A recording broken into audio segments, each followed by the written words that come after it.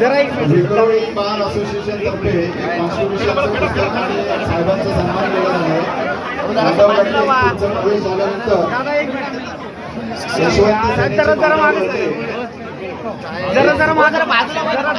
माधव गर्दे यांच्याकडून धनगर समाजाची जी मानाची भोंगडी असते ती या ठिकाणी सन्मान केला गेला।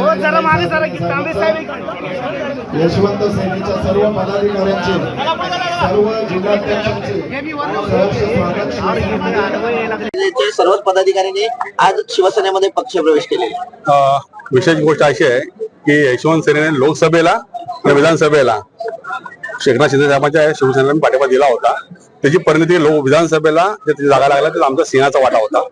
लोकसभेला 2 कोल्हापूरात लागल्या, बाकी ठिकाणी सीट लागली ती आमच्या धनगर समाजाच्या ताकदीवर लागली। आमची त्यांची युती होती, पण साहेबांच्या सांगण्यावरून त्यांनी रिक्वेस्ट केली की तुम्ही पक्षामध्ये या।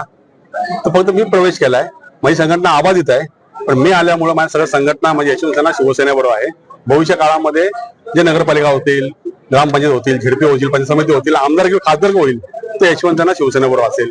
याचं एकमेव कारण आहे ना की या महाराष्ट्रामध्ये आता विश्वास ठेवणारा नेताच नाहीये। महाराष्ट्रामध्ये धनगर समाजाची सगळ्या पक्षाने फसवणूक केली आहे। फक्त हा एक चेहरा अस्वस्थ असा चेहरा आहे की ज्यांनी दिलेले शब्द पाळलाय।